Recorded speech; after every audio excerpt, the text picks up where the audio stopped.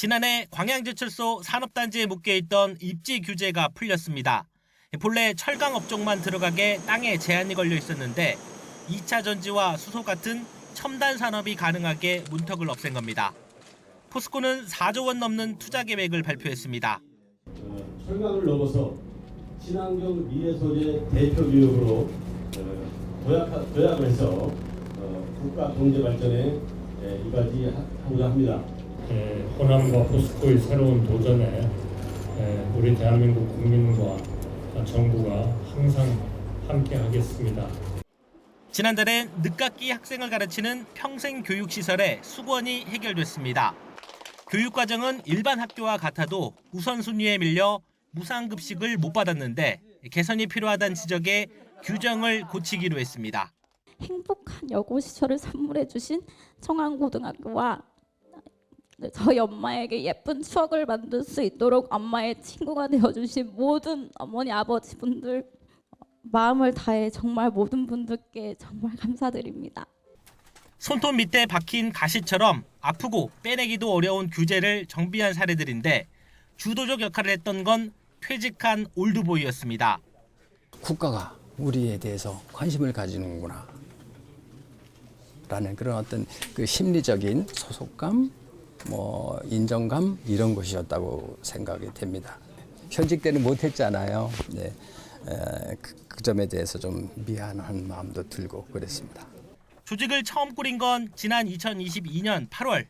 다른 일 병행 없이 오직 불필요한 규제만을 손보려고 만들었습니다. 전체 140명을 뽑았는데 그중 60%를 4급 이상에서 공직을 마친 퇴직 공무원으로 채웠습니다.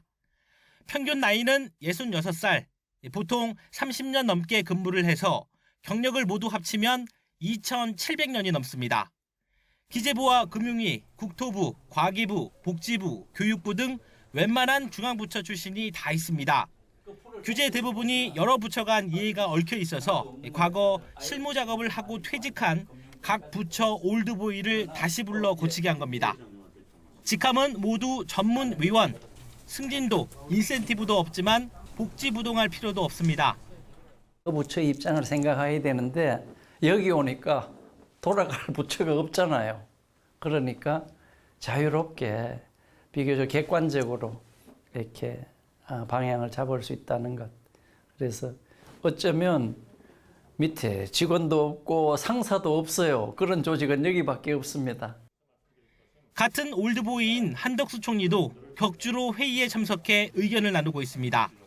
지난 1년 8개월 동안 해결한 규제는 331개, 인증 관련 성과만 따지면 1,500억 원이 넘는 경제 효과를 냈다는 평가가 나옵니다. 규제 개혁을 추진할 때 가장 어려운 점이 부처 간의 이견 조정입니다. 근거 자료, 데이터, 사례 이런 것들을 분석하고 수집해서 논리적으로든 설득이 가능한 대안들을 조금 만들어 보려고 노력 중에 있습니다. 처음 모집 때만 해도 누가 지원할까 걱정이 컸지만 입소문이 나면서 이제는 경쟁률이 4대 1이 될 정도로 인기가 높아졌습니다. 규제는 만들어 본 사람이 잘 푼다. 이 한 문장에서 시도된 실험이 앞으로 어떤 의미 있는 성과를 낼지 관심입니다. YTN 이승배입니다.